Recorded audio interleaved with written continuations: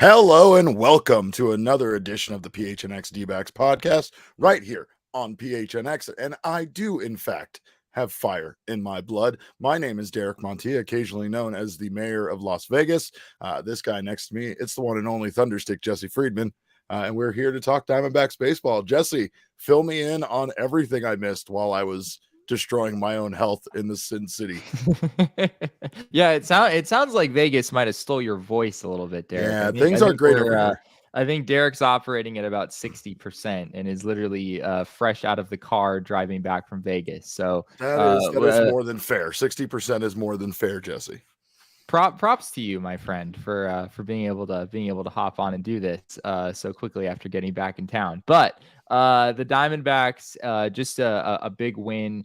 Today, 3-game losing streak, losing the first 2 games of that Red Sox series, coming back on Sunday, finding a way to salvage the series finale. Merrill Kelly was outstanding in that game yesterday. We'll talk more about that later in the show.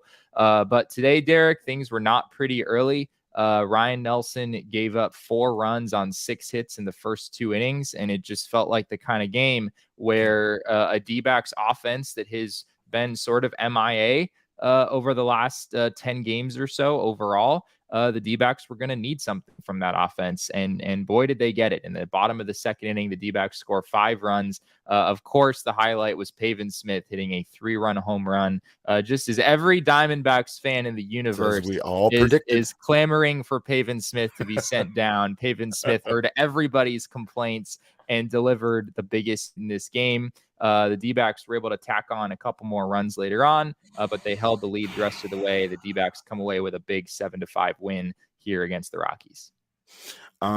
There's suggestions for me to drink more beer. No, I need to go in whatever the opposite direction of that is at this point. But Pavin Smith heard what you said about him, Jesse. He heard every word that you said. I didn't say anything about Pavin. People keep saying that I was the one who made all these claims about, but yes, Pavin Smith has absolutely been a hot topic among Diamondbacks fans over the last couple of weeks, and understandably so. Heck, even after hitting this home run, Pavin Smith's numbers on the season are still not good, and there are maybe still questions that should be asked about his future in the organization. But today in this game, that was an enormous hit. And yeah, I mean, apparently he was listening to everybody who was talking trash about him, because that was the biggest hit in this game. Would you call him streaky at this point? Because it feels like he'll have like a week that makes us feel this way about him, right? But then when you look at his numbers for the season, obviously there's quite the gap in between some of those performances.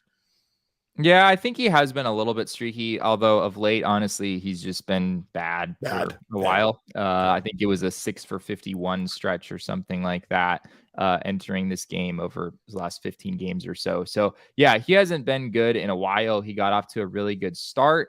A lot of that was driven by walks. He was just walking a ton at the beginning of the season. That has sort of faded in the last couple of weeks.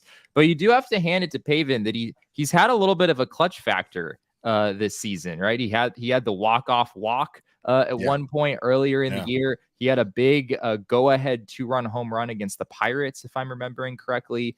D-backs won that game by a run. And then, his homer in this game, although it was early in the game and there was still a lot of baseball to be played, it was a 3-run bomb, and the D-backs won this game by 2 runs. So another really pivotal hit for Pavin Smith, even if his season-long performance has not been particularly good. Michael McDermott in the chat says, limited upside player, ride him while cheap, but easily replaceable. That I like. I think Pavin has been crucial for this team at times, but today was one of their better games as far as being able to hit with runners in scoring position and being able to do the small things to that they haven't been able to do, right? Jesse, we've talked about moving runners over, just taking advantage of having men on the base path. And, it wasn't just Pavin Smith's 3-run homer that did it. We also had my hair twin, Lourdes Gurriel. He homered again because of course he does. Of course he did. And Emmanuel Rivera just continues to hit. Just big hits that he gets. Maybe, he's not busting out the boomstick, but Rivera is quietly one of the most consistent hitters on this team right now. He's hitting 343, and it's felt like he was hitting about 340 the entire time since the Diamondbacks came up. Yeah. The reality is the D-backs have three third basemen on the roster right now in Josh Rojas, Evan Longoria, and Emmanuel Rivera. Emmanuel Rivera is clearly outperforming Evan Longoria right now, which I don't know if that necessarily means anything for Evan Longoria's future at this point, because I know the D-backs value his veteran presence, and he's been good enough, especially against lefties, that I don't think his job is in jeopardy at this point. But Emmanuel Rivera came up when the D-backs had a need, and has been so good that they've had no choice but to not only keep him in the majors, but give him more and more playing time. We're starting to see Rivera find his way into the lineup more, even against right-handed pitchers, and he just continues to be outstanding. Corbin Carroll had 2 hits in this game as well. Just a really nice balanced attack from the offense today. You would like to see the D-backs score after the 4th inning at some point. I only looked at the last 4 Sure. games. The last 4 games, Derek. So this is basically since you left. The D-backs have scored 1 run after the 4th inning. It's pretty much everything happens innings 1 through 4. If they don't get it there, then they're not scoring runs. But fortunately, they got 7 in innings 1 through 4 in this game. And that was enough to seal the deal. The answer backs answered back, but they need to answer back later too, right? And we've talked about how big that is for them to continue to just keep their foot on the gas and to continue to pile on runs. That's the one thing that would have been nice to see in this game, even if it would have just been one late additional run. I felt like they were close there, I believe, in the 8th inning when they had a runner on third base, but they still can't get those runs in late. However, we have something very important to talk about. Our guys are back, Jesse. Drey Jameson's back. Jake McCarthy's back. And I love that. I don't even, if you tell me how Jake McCarthy is back, I'll tell you the story of Frank's cell phone in Las Vegas and the ensuing ridiculousness that happened. But what is Jake doing back? When did Jake come back?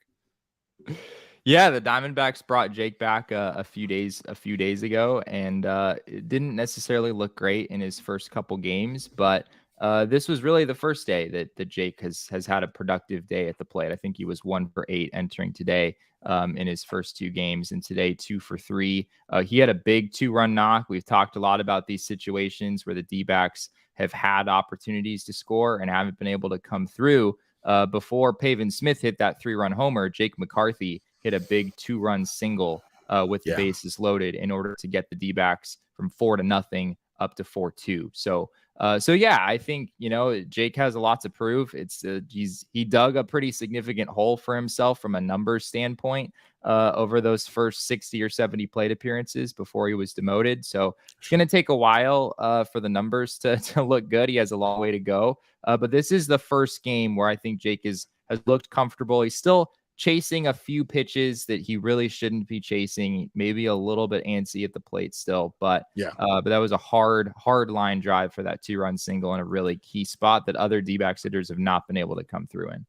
One thing I noticed when I saw his at bats today was he was aggressive, and they were talking about one of the problems when he got sent down was the fact that he was swinging very defensively.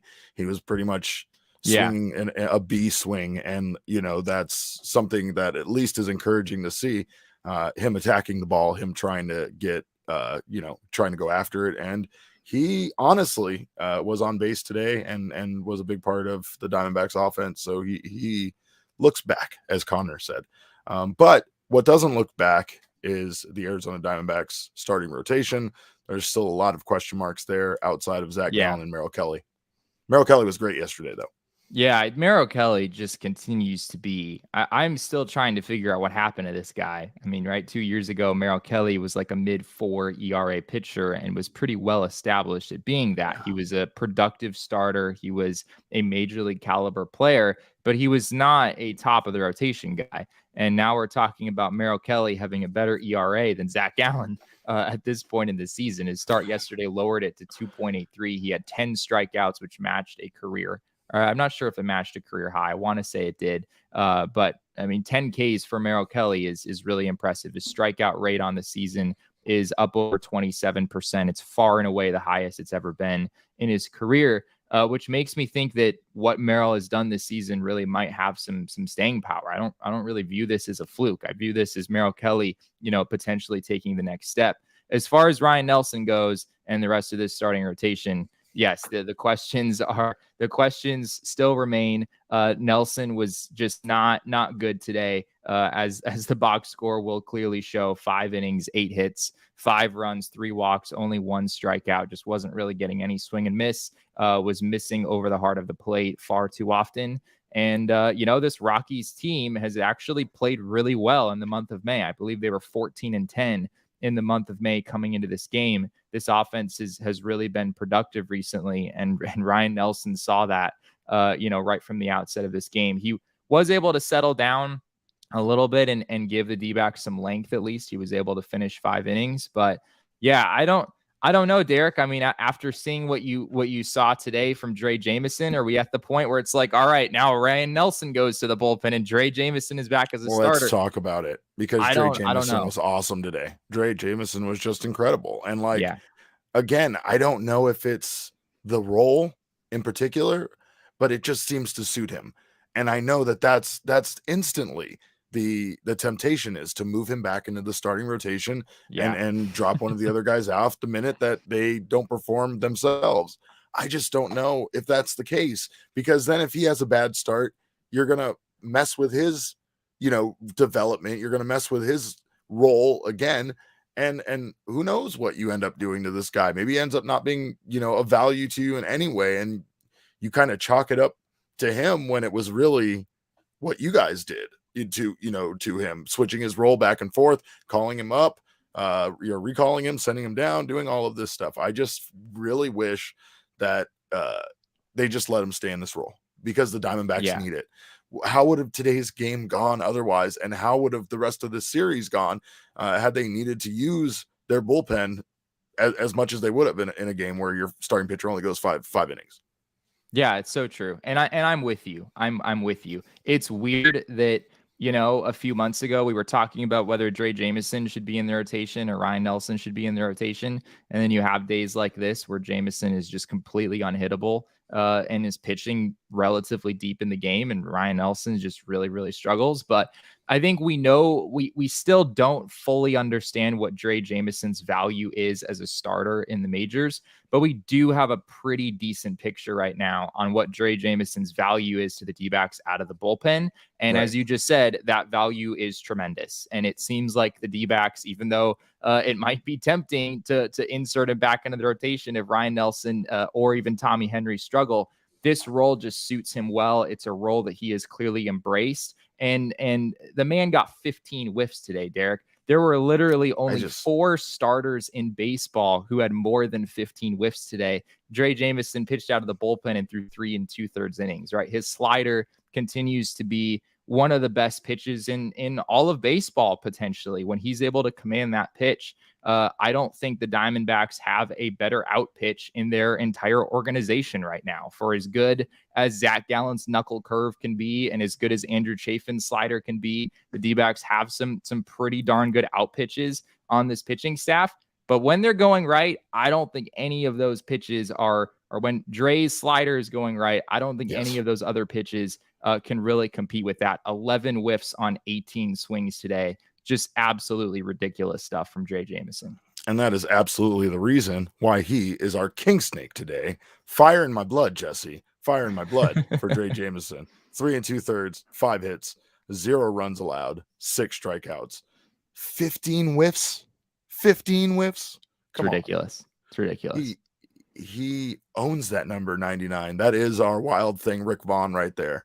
That man is a maniac. Look at that Scooby-Doo shoe in the picture, by the way, just taking a little peek over our logo. Let's go. It's wonderful work by Damon there, by the way. For reference, Ryan Nelson had 3 whiffs in this game, and Carl Kaufman had 4. So the 2 starting pitchers in this game had 7 combined whiffs, and Drey Jameson had 15 out of the bullpen. It's just absolutely crazy what that man is able to do with the slider. The sinker and 4-seamer continue to get hit around a little bit more than maybe you'd like them to. But he did use a changeup today. We saw him feature the changeup a little bit more than we've seen in the past. He got a big strikeout of Harold Castro with the bases loaded at one point in this game, using 3 consecutive changeups. So that would be a big development for Drey if he's able to get that pitch going. But yeah, I'm with you. I think the D-backs should probably just keep Drey Jameson in the bullpen. And it sounds like that's most likely what they're going to do. When the D-backs made the roster move a couple days ago, Torey Lovullo basically said, he was a little bit cagey at the time, but he basically said, if you see the Diamondbacks use Drey Jameson in the bullpen, a few times, then it's pretty safe to say he's going to stay there the rest of the year. And unless the D-backs, switch gears really quickly and decide they want Jameson in the rotation really quickly, I think you got to just have him embrace that role. And I think it's something that I think he could really provide a lot of value there. On a completely unprofessional note, I would just like to say how much I love Drey Jameson as a person. And I think that there's something about having a guy like that, a real actual maniac in your clubhouse that is competitive in every way. So much so that I feel like he trained to beat Corbin Carroll in a foot race. Like, you don't just go out and flat out win it.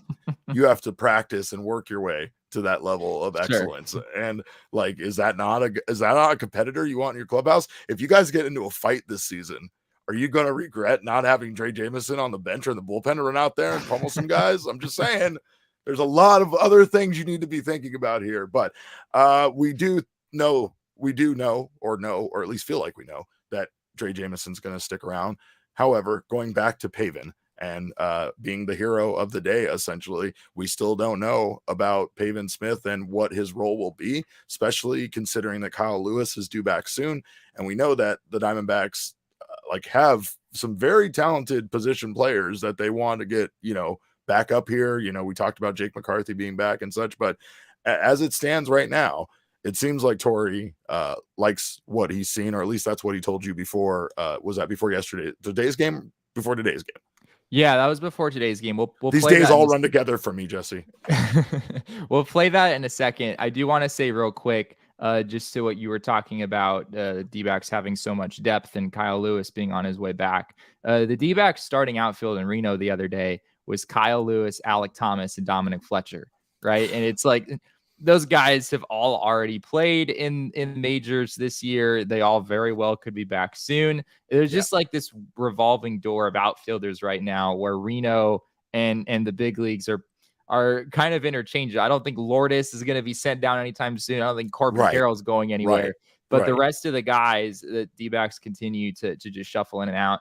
Going back to that Pavin Smith quote from Torey Lovullo, I asked Torey before the game just about what he's seen from Pavin Smith lately. And as you'll see here, Torey was actually pretty complimentary of Pavin Smith going into this game. He's had some big hits. He can barrel at baseballs. I see a good finish to the swing.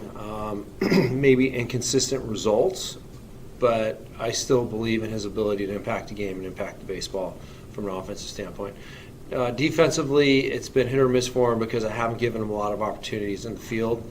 But he's been fine. He's been fine at first base. He's been in on a day where Christian needs a little bit of a blow or half a day off. And he also been playing a good right field. So it's just a solid, consistent baseball player. And when you insert him, you know what you're going to get. I'm asking a lot of him. He's leading off against right-handed pitching, and that's more a product of him just being able to see balls and strikes, get good pitches to hit, and find himself getting on base. It hasn't happened the way we know it can, but he's in a good spot. I think the process is right, and it's going to probably start to translate. A bit prophetic from our skipper there, right? Looks pretty good when the results are what they were with Pavin. So Torey's like, make sure you play this video today, especially today. But good stuff. And again, not a bad problem to have. Right now, the Diamondbacks have options, and that's the biggest thing. They have options. They have guys that are playing well, young guys. We know the guys that are emerging as the core of this team, and that's the really fun part to continue to watch. You know that Perdomo is winning that battle there at shortstop. Nick Ahmed is still going to get starts. They're still going to use him. And I know people are still going to scream about it every single time they do, but it really is getting to the point that, we're going to see the guys that deserve to get the playing time are the ones that get the majority of the playing time. And, then if they don't, they kind of know that there is somebody there waiting to take that playing time. Right. So Yeah. It's a good position for the front office and for Torey Lovullo to be in, to have this much talent kind of jockeying for position as far as playing time goes. But one thing you don't have to do is jockey for position on the BetMGM app. You can download it right now, and you can actually bet on horse racing and baseball, maybe at the same time. All sorts of things you can bet on. We've teamed up with BetMGM this season, and we'll be using their lines to make all of our picks. And of course, we'll have special offers for our listeners each week. Bets, by the way, you get some free bets. Free bets are being given away every Saturday and every Wednesday. Fans will automatically receive a bonus bet upon logging into your account on the BetMGM Sportsbook app, and those bets will expire after 72 hours, so make sure you don't wait. Bonus bets can only be used on a particular type of betting bets, so make sure that you're using it. I'm sorry, I lost my read in the middle. They can use on any sport. Broke you, Derek. I don't want to talk about you. I love betting, and I don't want to talk about it anymore. I don't want to talk about what happened there, but bonus bets can be used on any sport wagers, of course. And make sure to check out the BetMGM Sportsbook over by State Farm Stadium. That's an incredible place to play. And I say that because I have really, over the last 48 hours, really enjoyed having the little ticket from the sportsbook in my hand. The app is great, but sometimes there's nothing better than having that ticket. So make sure to check out the BetMGM Sportsbook at State Farm Stadium Sportsbook, and you can come out for our Knockout Nights Cornhole League on the first Friday of every month. We will be out there. We'll be doing this show, and I promise I'll have my stuff together more than I do right now in this moment. But you can watch us do the show live. There'll also be food and beverage specials, giveaways, BetMGM prizes, and so much more. First Friday of every month between now and August. So if you haven't signed up for the BetMGM app yet, use bonus code PHNX. There's a few different offers depending on where you live. But for our Arizona audience, you will get up to $100 in bonus bets on your first wager with BetMGM. Again, make sure you use bonus code PHNX. Check out the show notes for full details. And now listen to Shane talk about the disclaimer. Disclaimer, 21 plus to wager. Visit BetMGM.com for terms and conditions. U.S. promotional offers not available in Washington, D.C., Mississippi, Nevada, New York, and Ontario. Gambling problem? Call 1-800-GAMBLER. Colorado, D.C., Illinois, Indiana, Louisiana, Maryland, Mississippi, New Jersey, Ohio, Pennsylvania, Tennessee, Virginia, West Virginia, Wyoming. Call 877-8-HOPE-NY or text HOPE-NY 467-369, New York. Call 1-800-NEXT-STEP, Arizona. 1-800-522-4700, Kansas, Nevada. 1-800-327-5050, Massachusetts. 1-800-BETS-OFF, Iowa. 1-800-270-7117 for confidential help, Michigan. Brett Johnson in the chat says, I got to go to the next one so I can show off the cornhole skill. Brett, good luck.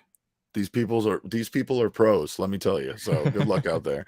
Well, we thank you guys for being here on the PHNX Sports YouTube channel. If you haven't subscribed already, please do so. Sign up for notifications. That way you don't miss when any of our shows go live. Leave us a little thumbs up. That way you know we're here and we know that you like what you see. And speaking of that, if you're listening on your favorite audio podcasting app, you can subscribe there as well and leave us a review. That way we know what you did and didn't like, and we always appreciate the feedback. You can also grab yourself a PHNX Diehards membership right now over at gophnx.com. Practically pays for itself out the gate. You get a Mountain Mike $50 gift certificate with it. You also get a free piece of merchandise from the phnxlocker.com, as well as 20% off all future purchases. You get members only access to our Discord. You get members only merchandise offers, members only discounts with our partners, and members only invites to events. So much more. So grab yourself a membership today over at gophnx.com and become a diehard with us.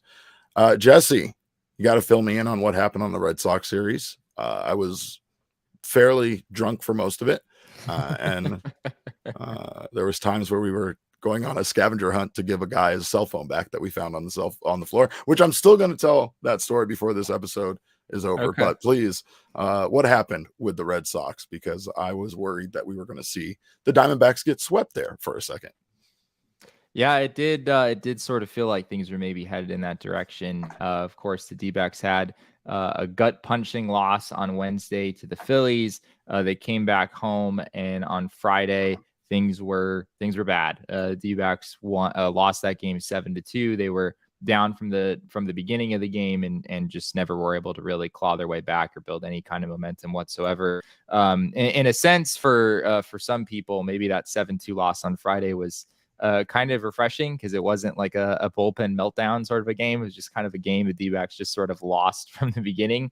But yeah, somehow those are better. Yeah, sometimes in some way it does feel like that. But that of course was the Brandon Pfaadt game. Brandon Pfaadt really struggled on Friday. 3 2/3 innings, 8 hits, 5 runs. And as we suspected, the Diamondbacks did proceed to send Brandon Pfaadt down the next day when they brought back Zach Davies.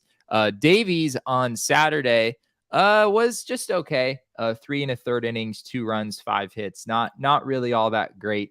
His pitch count really escalated quickly. He was into the 70s. The D-backs decided to take him out before the end of that 4th inning. The bullpen was outstanding in that game for the D-backs, but as has been the case on occasion recently, the D-backs offense just was not really able to get anything going. It wasn't so much an issue with hitting with runners in scoring position as it was just not really getting guys in scoring position to begin with. D-backs literally had one opportunity that entire game with runners in scoring position, and they went 0 for 1. So tough 2-1 loss for the D-backs on Saturday. And then as we discussed earlier, Sunday's game with Merrill Kelly on the bump. Another one where the D-backs opened up an early lead. They were up 4-0 as of the second inning, as of the end of the second inning. They did not score the rest of the way, and blood pressures were raised, I'm sure, at the end of that game as the D-backs bullpen was a little shaky. But ultimately, the D-backs were able to come away with a 4-2 win. And as we talked about earlier, Merrill Kelly was outstanding. Alex Cora, the manager of the Red Sox, made Greg Maddux comparisons after the game. So Merrill tells you a little bit about how good Merrill Kelly was in that game on Sunday. That's pretty impressive. Yeah, I watched that on the biggest screen I've ever seen in my entire life at the Circa Hotel. And it was hard to pay attention because there was a lot of stuff going on. Merrill Kelly, though, incredible. Let's take a look at the numbers from this series because, they tell the tale of why the Diamondbacks lost 2 out of 3. However, Diamondbacks still have not been swept, and they also still have not swept the team. So no sweeping still going on. But, the starting pitching, not great outside of Merrill Kelly, like you said. Relief pitching, pretty awesome for both teams here. Yeah, and that was kind of the biggest disappointment, I think, for a lot of people for that Saturday game is the D-backs offense just couldn't get anything going, only 3 hits in the entire game, but their bullpen was outstanding. That might have been the best game I've ever seen from the D-backs bullpen this season. 5 2/3 scoreless innings in that game, but unfortunately it was all for naught when things were said and done. Hitting with runners in scoring position continued to be an issue. The D-backs were 2 for 17 in the series. Two walks in 3 games, Jesse. Come on. Yeah, they also, the D-backs in two out of those 3 games, the D-backs did not draw a walk. So that was an issue for the offense as well. This offense just frankly hasn't been good for the last week or two. But with what we saw today against the Rockies, maybe this is a start of a new hot streak for the D-backs offensively. So let's talk about what the series of events were that were put into place here with Drey Jameson getting called up and Luis Frias being sent down.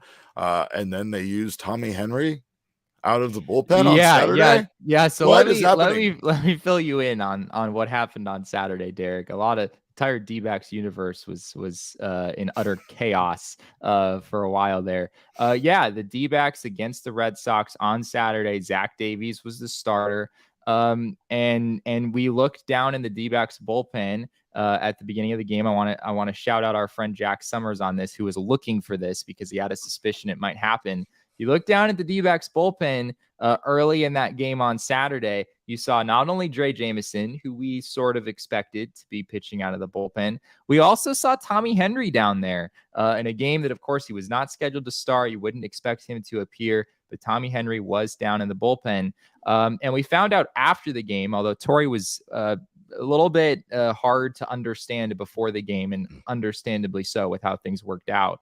But after the game, Torey basically explained that if Zach Davies had a really short outing, something just went really wrong in his first start back, the D-backs didn't have a lot of length available in the bullpen because of Luis Frias needing to be used the day prior when Brandon Pfaadt wasn't able to go all that deep.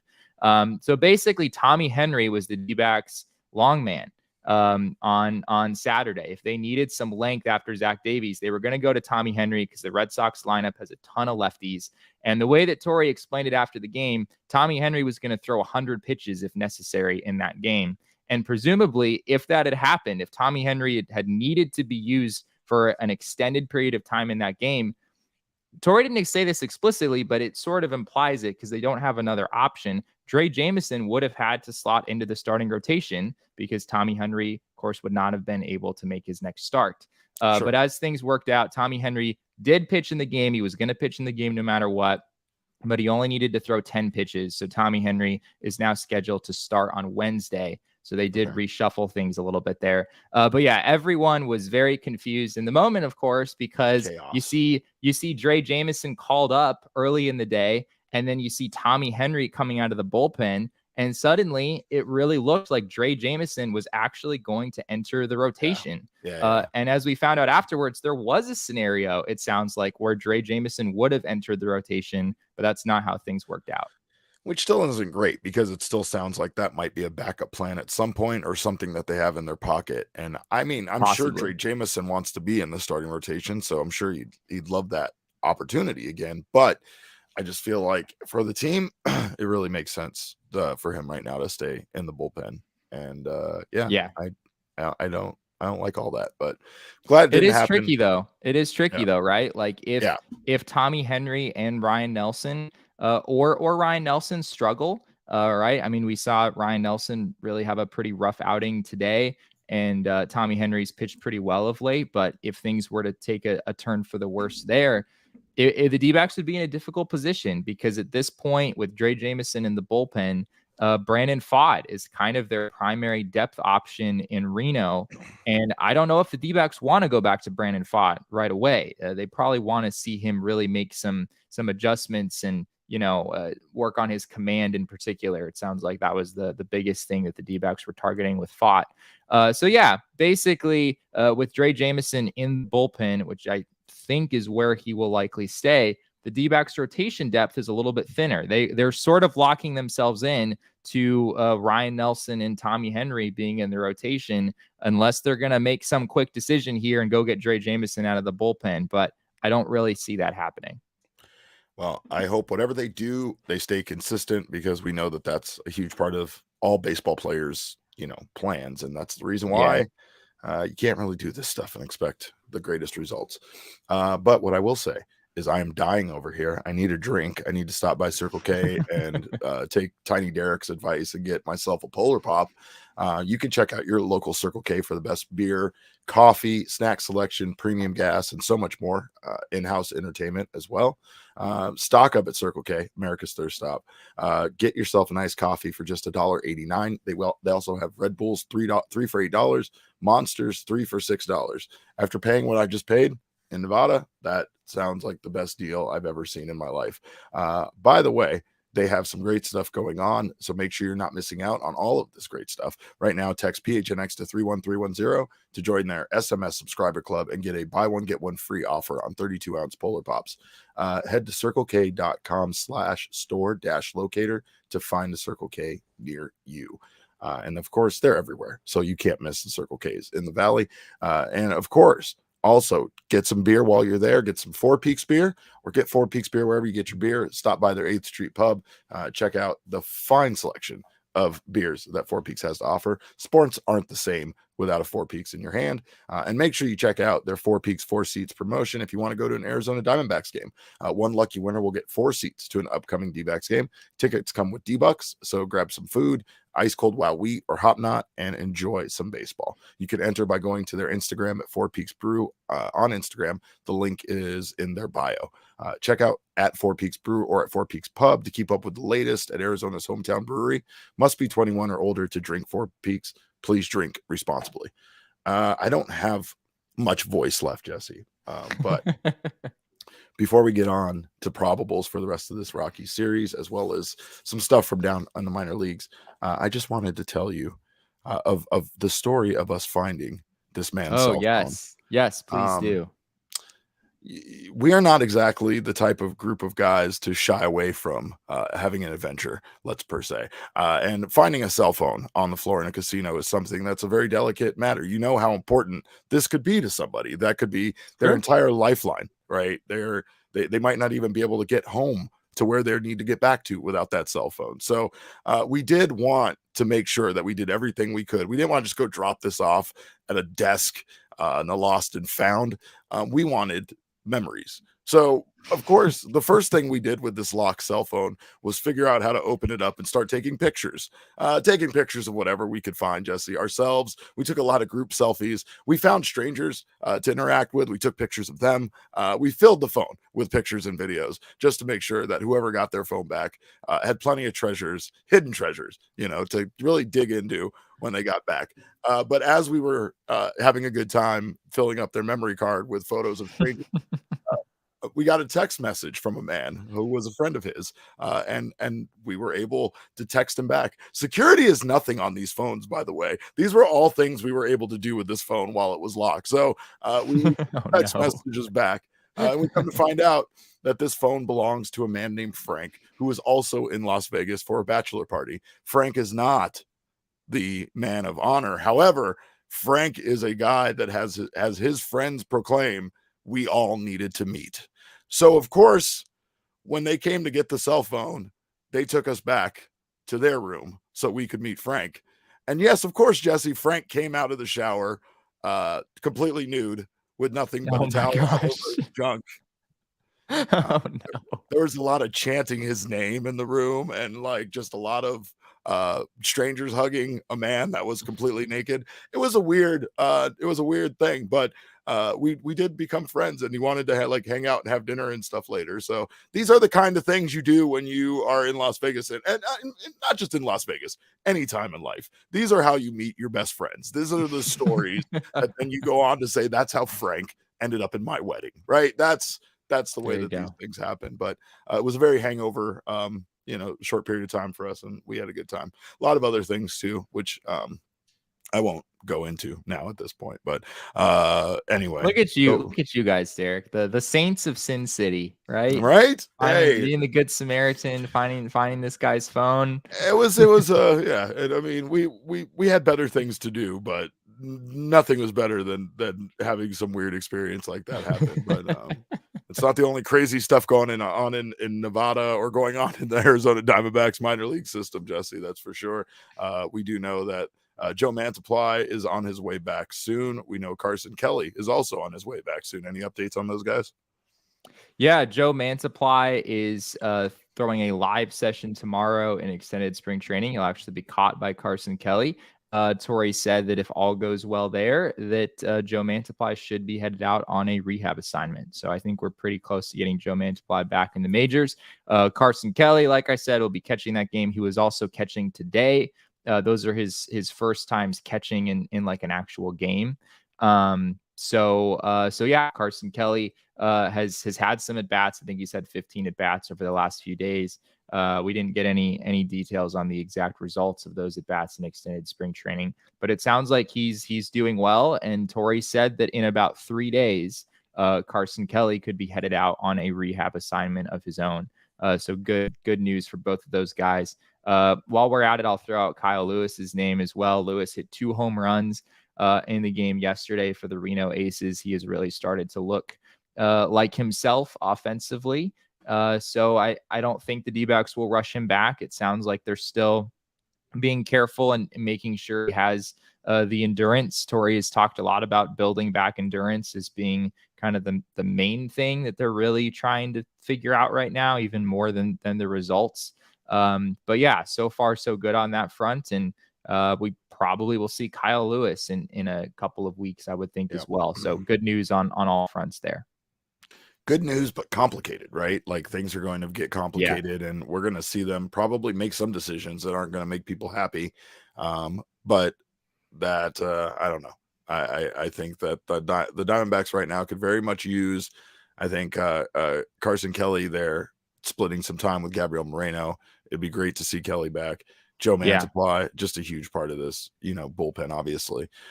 Christian Robinson is moving along through the organization. What's going on with Yes. that? Yeah, Christian Robinson. Today was the day.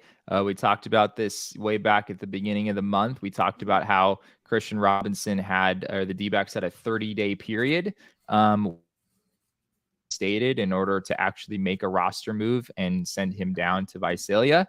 Presumably, he is in good shape, working his way back from the hamstring issue that he suffered in spring training, and he is expected to be in the lineup for the Visalia Rawhide tomorrow. So for the first time in 3.5+ years, Christian Robinson is going to play a minor league baseball game tomorrow. So yeah, it should be exciting to see how he does. And there's such a very wide range of outcomes, right? Christian Robinson could really struggle, and I don't think that would really surprise people playing in his first minor league game in 3.5 years. But he also was at one point a very highly touted prospect and a guy who already had a lot of success at the low A level a few years ago. So you wouldn't necessarily be shocked if he's able to just sort of pick up right where he left off and find his way to Hillsborough before too long. So that'll be something to watch. Peter Solomon was the guy that D-backs DFA'd in order to make room for Robinson on the 40-man.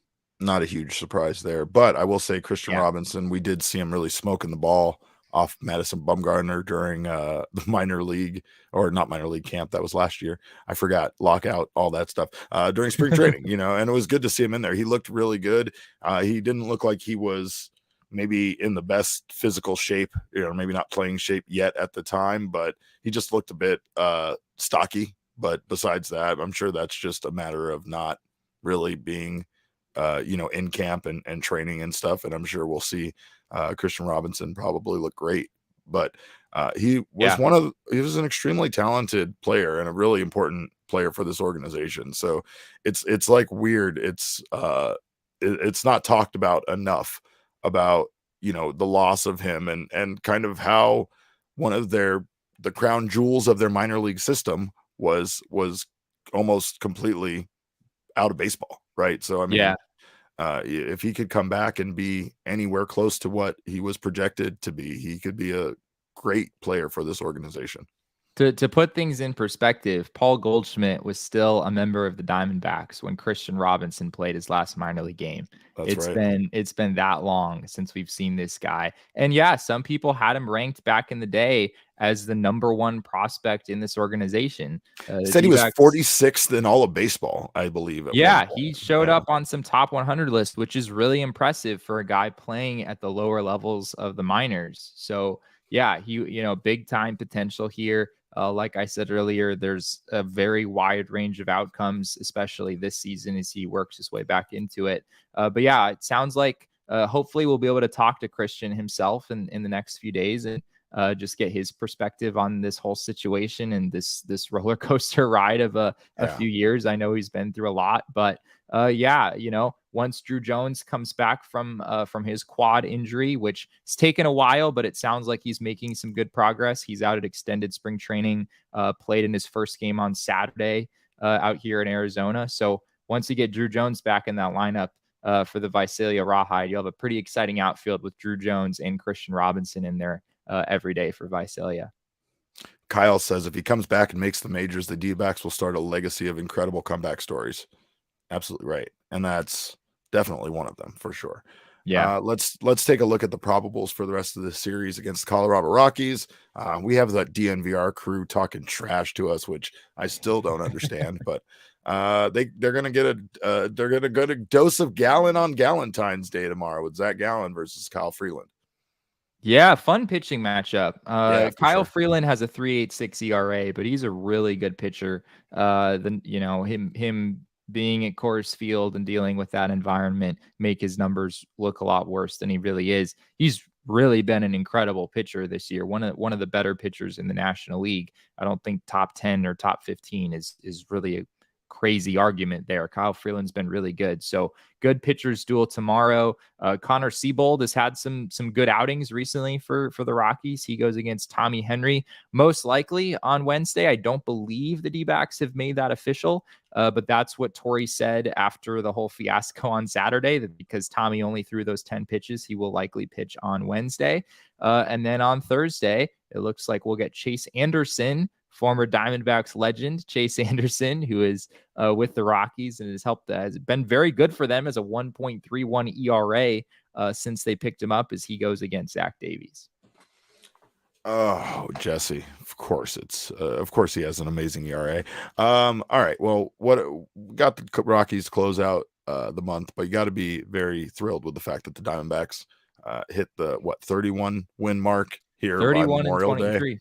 31 and 23. Yeah, it really felt for a few days there like, all right. I mean, we knew the D-backs were doing a lot of things right, and it felt like they were on a really positive trajectory this year, but kind of felt like the wheels were coming off a little bit there when the D-backs lost those 3 games in a row.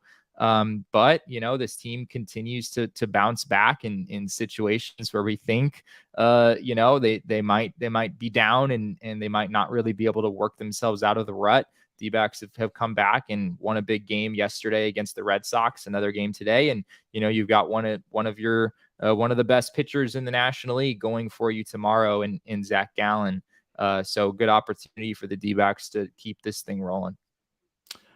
Jesse needs to hop in that shower behind him. I need to take a nap. That means, of course, I'm going to head down to the office so I can nap in our recliners at work, because they're way better than the recliners I have here. But let me tell you, they have some comfy furniture over at morefurniture.com, and they have everything you need for your house, everything to get ready for football season when that comes back around. They got stuff for you to get ready for the summer and patio season. Got all sorts of stuff going on. So make sure check out morefurniture.com, and of course check out Jesse's Chase Lounge section, which is an official area at any More Furniture location that you go to. They have all the Chase lounges together there. They also help us furnish our studio with their white glove delivery service, so we thank them for that. You can save big on the best furniture in the valley when you head to morefurniture.com. And speaking of patio season, of course, means patio beers. Patio beers, of course, means Illegal Pete's. Illegal Pete's not only has some great beer selection, but they have the strongest margaritas you can find in Arizona. And you can check out all of their Arizona locations. They have happy hour 3 to 6 p.m. daily. However, all Illegal Pete's locations have extended their happy hour for Memorial Day to 3 to 8 p.m. So stop in today. Check out what they have going on, either their Tucson or Tempe locations, for a house beer bucket for you and the whole crew. 5 pints for just $15. Soak up the sun with a loaded burrito and crisp beer on the patio over at Legal Pete's. And don't miss out on that queso. The queso is incredible. Check out their full bar and their irresistible drinks that they have over at Illegal Pete's, your go-to spot for burritos, buddies, and beer. Jesse, I had enough of my buddies, and I definitely had enough of beer for now, but I'm going to rebound. I'll be back. My voice hopefully will also be back with me tomorrow. You will be back. I will be back. We will be at Chase Field, in fact, tomorrow, checking out this Arizona Diamondbacks matchup with the Colorado Rockies. We hope to see you guys out there too. Of course, message us, send us a text or a tweet. Let us know if you're going to be out there. I am at Cap_Caveman with a K. Jesse is at Jesse N. Friedman. Of course, our producer Damon is at Damon Dog with a DAWG. Our show is at PHNX D-backs, but of course, all roads lead to at PHNX_sports on Twitter, Instagram, and Facebook. I don't have the energy to bark today, Damon. I'm sorry. But yeah, you got to do a little bark at the end when you follow him. We appreciate you guys for popping in and joining us here and putting up with me and being at 60%. We thank you guys for your time. On behalf of everybody here, we love you. We appreciate you. And remember, kids, baseball is fun, but it is so much more fun when Pavin hits home runs.